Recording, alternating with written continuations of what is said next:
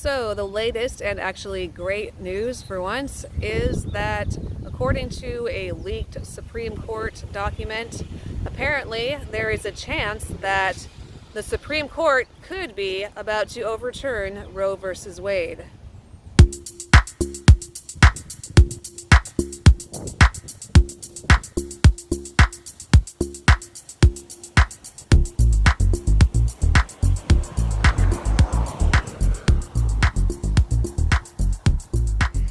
Welcome back to the show. So glad that you found my backup to Anna's thoughts and musical parodies here at Anna Speaks Out. Thanks for being here. On theme with today's topic, I'd like to feature both of my pro-life designs. These were made with the intention of allowing you to express your pro-life convictions on a t-shirt, tote bag, coffee mug, etc. You can find these and all of my other designs in the merch store through the website linked in the description. Thank you so much, and now let's get all the way into the video. According to Politico, Supreme Court has voted to overturn abortion rights, draft opinion shows. Newsmax, High Court draft suggests Roe v. Wade is on verge of being struck down. This would be incredible news for me and many other like-minded people. It's something I pretty much dreamed about since I was like 18 or maybe younger. So we will see what happens. But in the meantime, I thought it would be a good time to have a little history lesson on what exactly Roe versus Wade was and how it originated and, you know, just the ways that abortion has been practiced throughout the years until today. And really how modern day abortion practices of today really haven't changed much since the ancient times when people were sacrificing their children to their pagan gods and goddesses.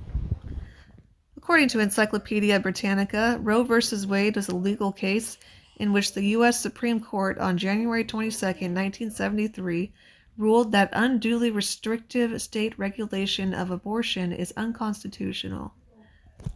The court held that a set of Texas statutes criminalizing abortion in most instances violated a woman's constitutional right of privacy, which it found to be implicit in the liberty guarantee of the Due Process Clause of the 14th Amendment.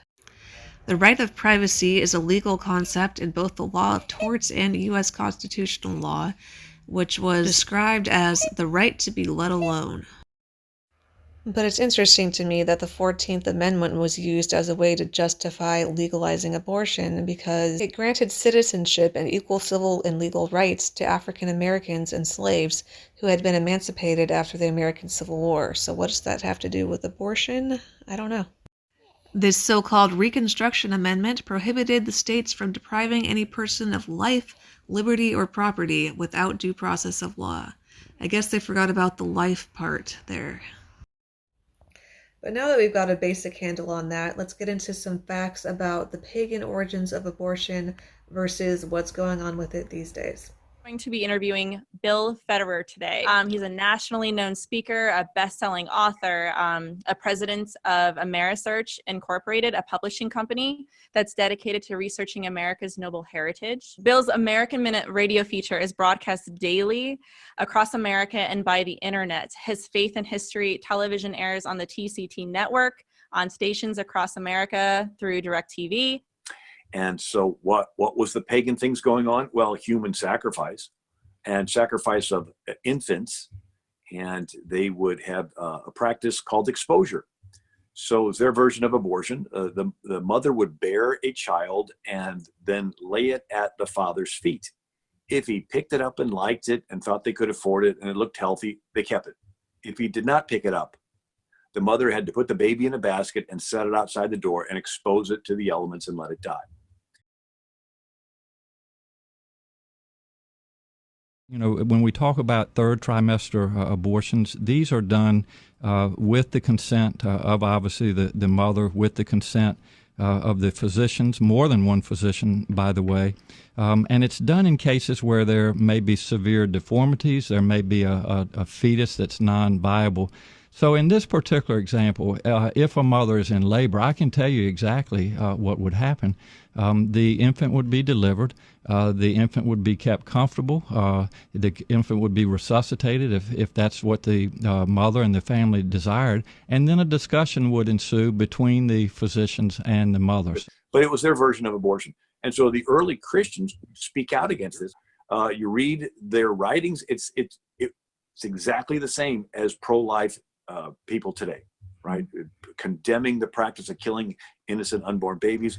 The theology behind it is the same. But yeah, the Moloch, they would burn the baby, and the louder it screamed, the more they thought that it was pleasing to their pagan god Moloch. There's a woman who's gone viral, a pro-abortion activist. Aborted babies being burned and then used for electricity? The real answer to that question is nobody really cares, actually. You could bake them, fillet them, fricassee them, barbecue, roast. You could broil them, pan fry them. I do not care. And let's be honest here, if we could burn those suckers for actual like lights and power, I feel like we're on to something. It was tragic. And again, the early Christians would condemn this. But they would often have economic reasons. Well, we can't afford it, but it was convenience. So the Romans had a low value of human life. Welcome to Her Smart Choice. What if you're looking at a home pregnancy test that reads positive? You're likely wondering, what do I do now? Especially if it's an unplanned pregnancy. Maybe you're not ready at the present situation or don't want any more children. Today, we're going to ask an important question. Why do women choose abortion? You can't be pregnant right now, as it's not a good time to be pregnant or parent a child, as it'll interfere with school, career, family, or your other responsibilities. That is an interesting reason, seeing that an unborn child in a woman's womb is both her family and her responsibility. You are not able to afford to raise a child. There are all sorts of government programs that exist for this very reason, not to mention possible support from family members or a church, etc. Your current situation makes it hard to be pregnant or parent a child. Sounds like a reiteration of the last two reasons. You have problems in the relationship with your partner, or you don't have a partner and don't want to parent a child on your own. You can maybe end the relationship if that makes sense, or you can figure it out.